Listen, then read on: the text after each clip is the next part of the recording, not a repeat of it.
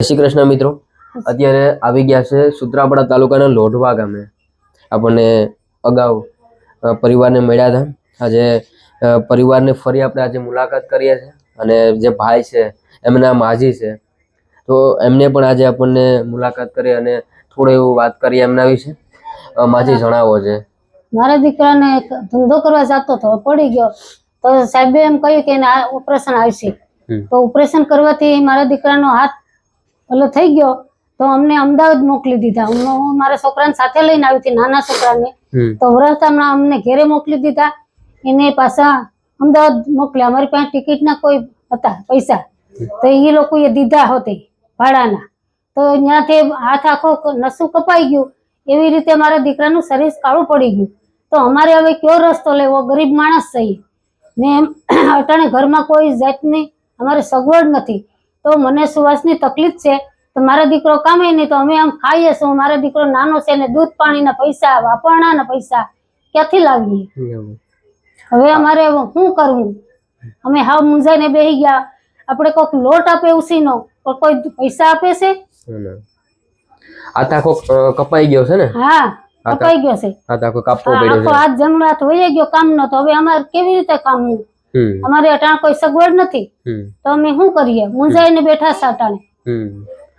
થોડાક સમય પહેલા આજે વિજયભાઈ નો છોકરો છે, કેટલા વર્ષનો છે? એ 3 વર્ષનો છે ને અટાણે 4થા વર્ષમાં બેઠો છે, પણ હજી જાજો સમય નથી થયો. એની મમ્મી ઓફ થઈ ગયા. કેટલો સમય થયો? એ હજી મહિનો દિવસ થયો. 4થા વર્ષમાં બેઠો એનો, પણ 3 વર્ષનો હાસો ને એની મમ્મી ઓફ થઈ ગયા. તો એ છોકરાને હાસો મારે કાયમ નું 50 રૂપિયાનું દૂધ જોઈએ, ક્યાંથી લાવું?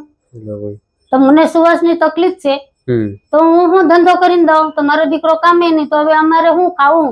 અમારે કપડા લેવા, કોઈ દાણો અનાજ લેવું, વાપરણું કરવું, તો ક્યાંથી લાવીએ પૈસા વગરનું?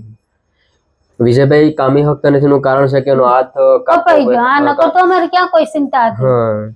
પણ મારા દીકરાનો હાથ અટાણે વહી ગયો તો અમે લાસાર થઈ ગયા ને. અત્યારે ઘરમાં આવકનો કોઈ પ્રકારનો કાંઈ નહીં, કાંઈ મળે નહીં.